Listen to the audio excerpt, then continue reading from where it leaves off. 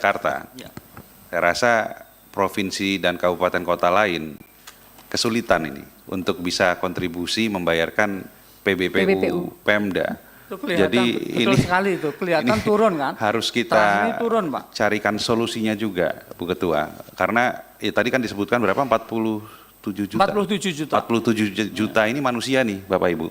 Membutuhkan pelayanan kesehatan yang di tahun-tahun sebelumnya bisa mendapatkan bantuan dari PBI Pemda.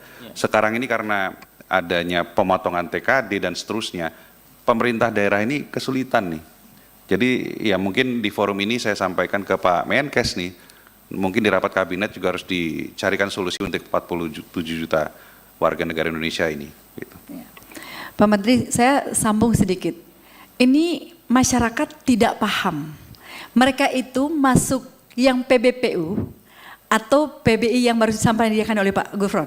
Masyarakat nggak paham itu. Dia masuk di PBPU atau dari pusat, sama sekali nggak tahu. Jadi karena mereka sama sekali memang nggak tahu. Yang saya turun di lapangan itu mereka tidak tahu. Ketika saya tanya, kamu itu masuk mana? Pusat yang biayain atau daerah? Dia nggak tahu, Pak. Nggak tahu mereka.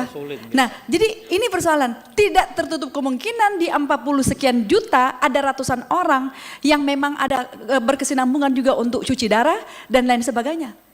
Udah pasti itu sudah pasti. Nah, ini seperti apa? Karena kan kita tahu ada pemotongan di pemerintah daerah, seluruh kena Pak, untuk transfer, dana transfer daerah. Dan mereka putuskan sepihak, karena ketidakmampuan membayar. Kita butuh, Bapak Ibu,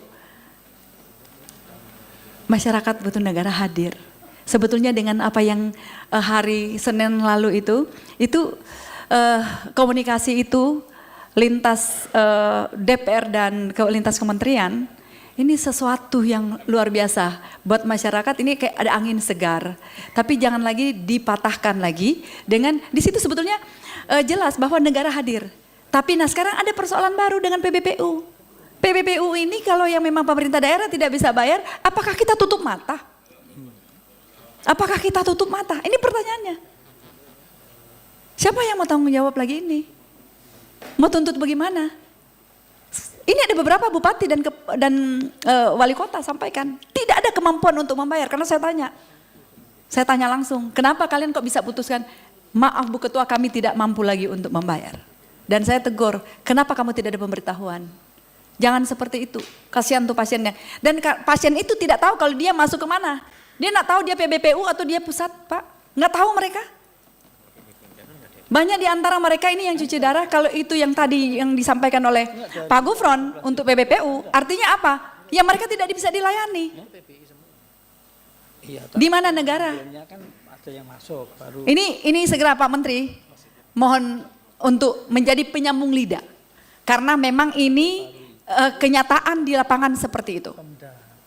Dari 40 sekian juta masyarakat yang PBPU ini.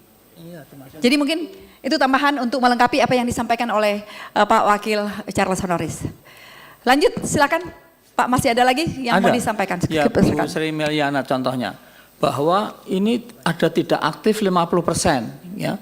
Bagaimana itu meskipun pencapaiannya 98,98% lebih lah sesuai dengan RPJMN gitu. Itu saya kira angka nggak benar Bu, 50% itu.